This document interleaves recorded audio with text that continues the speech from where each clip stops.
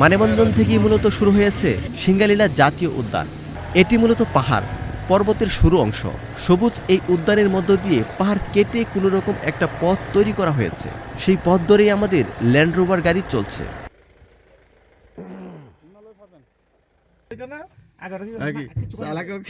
মাঝে মধ্যে মনে হচ্ছে সোজা উপর দিকে উঠে যাচ্ছি। এই পথে কেবল ল্যান্ড রোভার গাড়ি চলাচল করতে পারে, তাই একে বলা হয় land of land rover.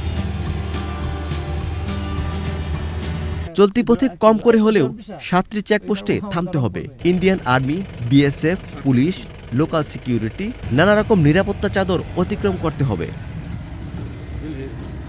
কাঞ্চনজঙ্ঘার view পয়েন্টে থেমেছে আমাদের গাড়ি।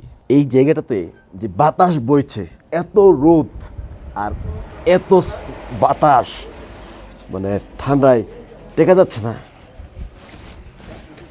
রোদ আছে, সাথে বাতাসও আছে। রোদ দাঁড়ালে একটু আরাম পাওয়া যাচ্ছে, কিন্তু বাতাসের ঠান্ডায় হাত পা একদম জমে যাচ্ছে অবস্থা।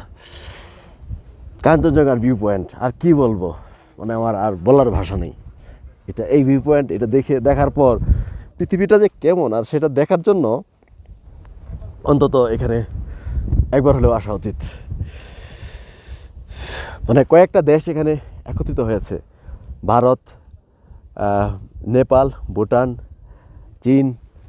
এবং এই কাঞ্চনজঙ্ঘার উপরই নির্ভর করে এখানকার সব পরিবেশ কেমন হবে। আকাশ কিন্তু একদম নিচে, এই কাঞ্চনজঙ্ঘা এই পাহাড় পর্বত থেকে নিচে, ওই নিচে হচ্ছে পাহাড়, বাহ, মেঘ, আর মেঘের উপরে ঠায় দাঁড়িয়ে আছে পর্বত। কি এক অপরূপ সৃষ্টি আল্লাহর।